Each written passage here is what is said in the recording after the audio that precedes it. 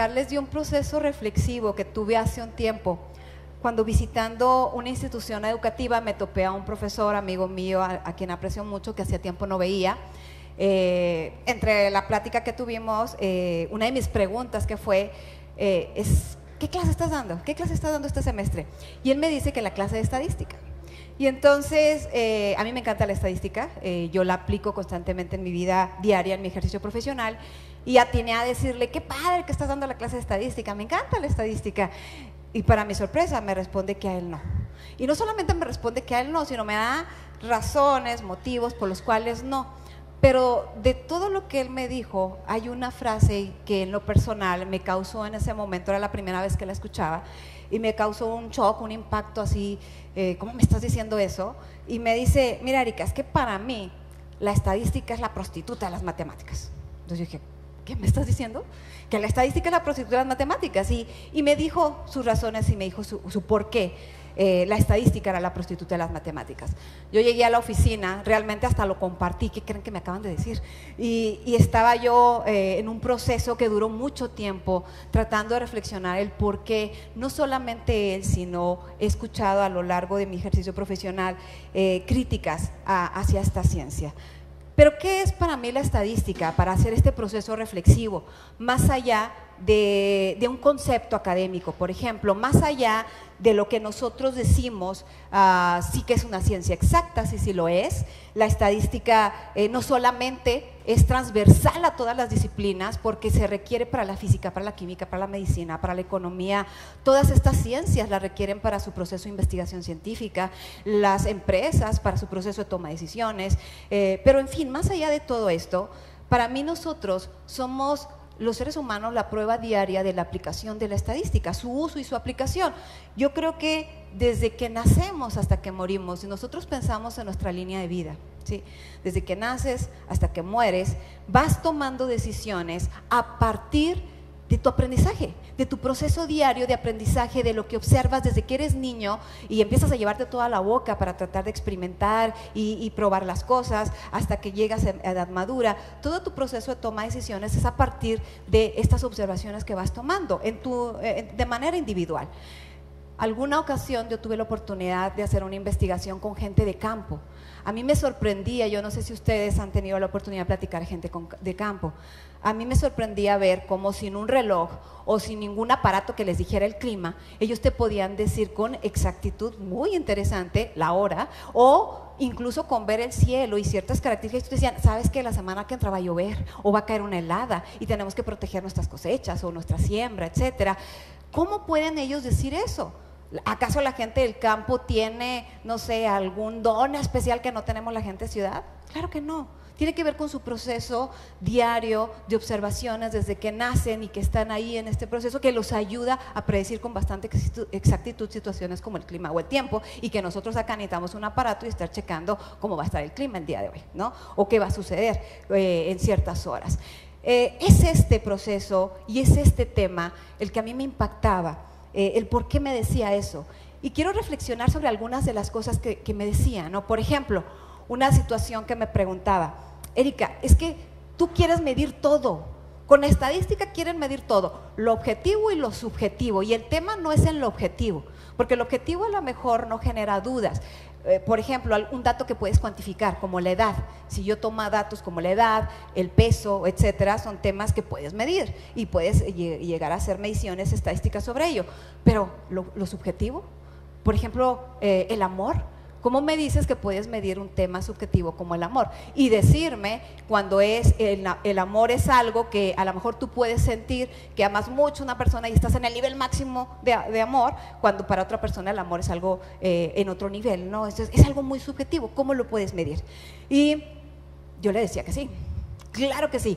A razón de verme un poco exagerada, yo le decía, sí, para mí es posible medir todo, lo objetivo y lo subjetivo, siempre y cuando, esta es la clave, siempre y cuando tú utilices una medida adecuada, siempre y cuando tú escales tu proceso y que los sujetos que vas a someter a ese proceso estén conscientes de la escala que están utilizando, que estás utilizando. Y lo voy a poner con un ejemplo aquí con ustedes en el auditorio. Hay un tema que está muy de moda, ¿no? El tema del bienestar subjetivo, de la felicidad. ¿Qué tan felices somos? ¿Sí? Y hay una pregunta muy sencilla, y yo quiero que piensen ustedes en esa pregunta. ¿Qué tan felices son ustedes en este momento, si yo se los preguntara, con su vida en general? ¿Qué tan felices son con su vida en general? Piensen en su familia, en su trabajo, en todo. ¿Qué tan feliz soy? Y me lo van a responder en una escala. Precisamente lo que quiero es escalar su respuesta. Y esta escala es muy sencilla, del 1 al 10. ¿Sí?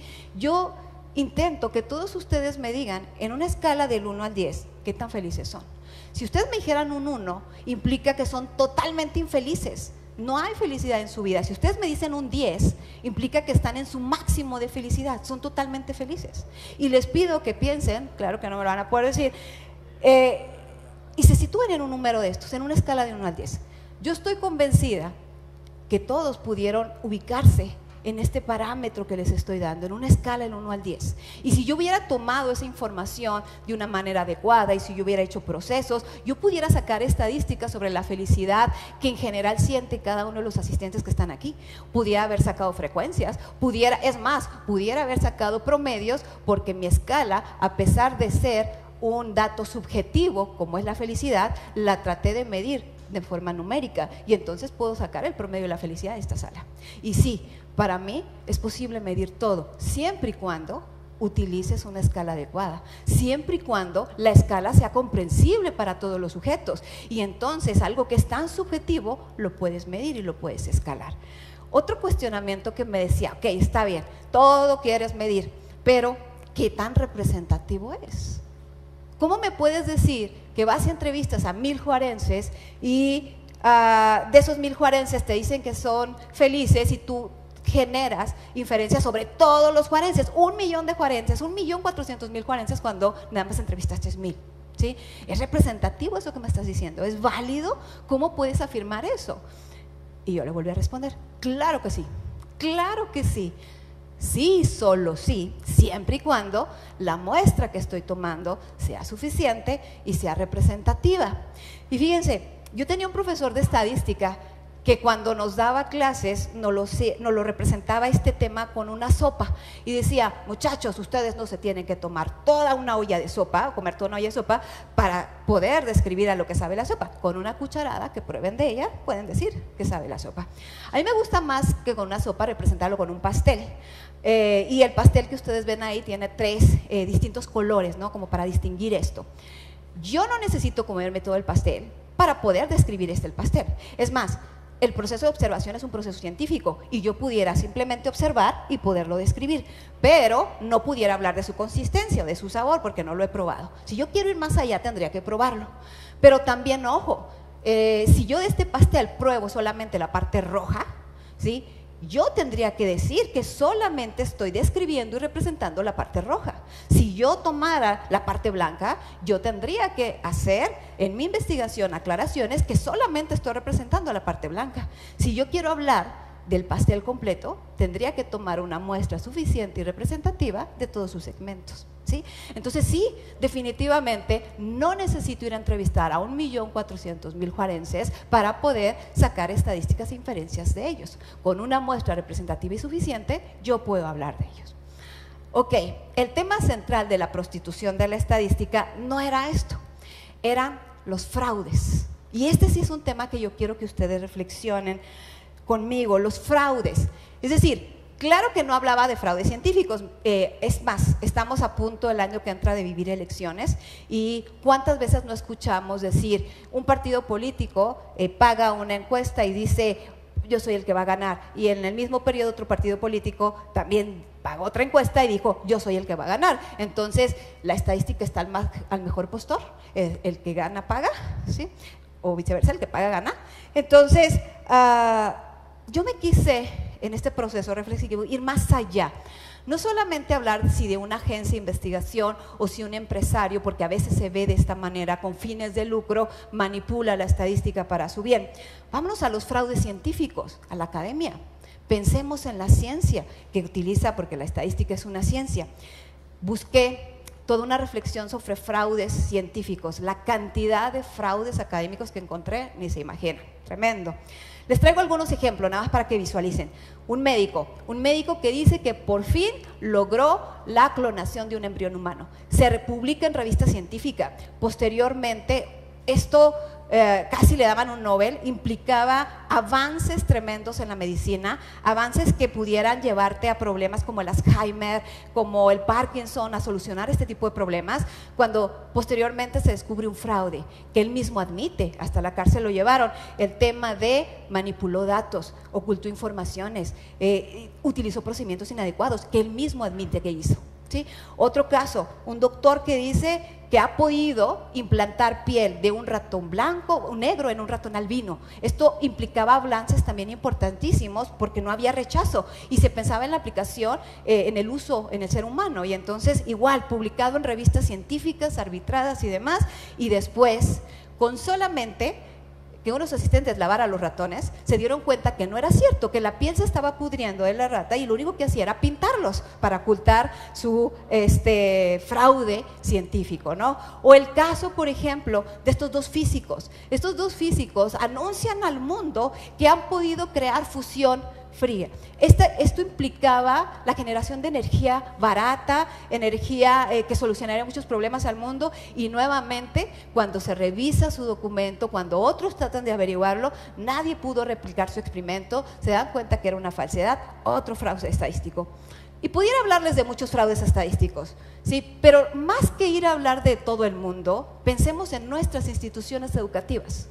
Pensemos cuántos investigadores en este país que tienen a cargo investigaciones de instituciones educativas asignan a sus estudiantes, que no tiene nada de malo, que asignes a un estudiante que te ayude en un proceso de investigación porque es la forma que aprenden, pero jamás los capacitan, jamás los revisan, jamás checan si están aplicando un método estadístico válido, y simplemente, vamos a poner un ejemplo, aplica 100 encuestas, te las doy, y el estudiante lo hace a su juicio y a su beneficio, y entonces llega esa información, los académicos la procesan, analizan y hacen papers académicos que van en revistas científicas, ¿sí? Todo eso también es un fraude, eso es un fraude académico. Entonces, este señor, por ejemplo, con solamente 12 casos, 12 estudiantes, 12 niños con autismo, hace una correlación y dice que la vacuna triple viral genera autismo, y entonces en muchos países como Inglaterra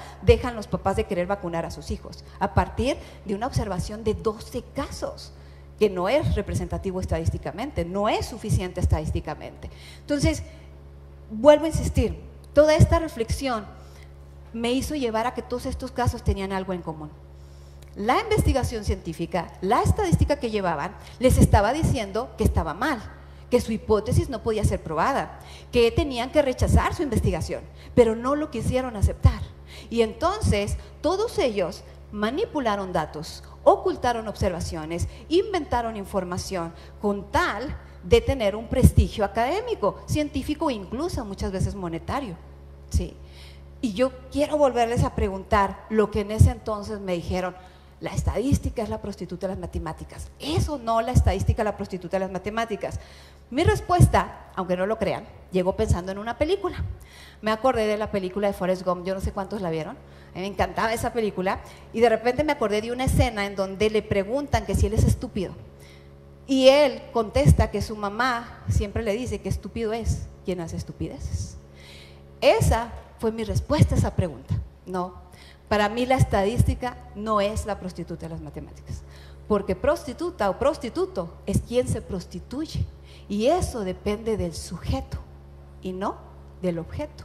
Eso depende del científico, el académico, la empresa, el profesionista que por su interés manipula datos, ¿sí? Genera información falsa a sabiendas de que está manipulando esa información, ocultando observaciones con tal de tener un interés propio o académico. No es la estadística, porque la estadística, si la usas tal cual, es una ciencia exacta y te dice lo que tú no querías escuchar o lo que no querías aceptar. Entonces, yo quiero concluir solamente con un tema clave para mí. Esto se trata de ética. Esto se trata de que desde que somos niños en cada una de las escuelas en las que estamos, hasta nuestra etapa de profesional o maestrías, doctorados, tenemos que hablar de ética profesional con los niños, con los profesionistas futuros. Y los profesores que tenemos la virtud de estar frente a un grupo, no solamente lo tenemos que hablar, lo tenemos que vivir. Los estudiantes tienen que ver que nosotros mismos trabajamos con ética, porque no solamente es con palabras, sino con hechos, que tú puedes mostrar que las cosas se pueden hacer de una manera correcta. Muchas gracias.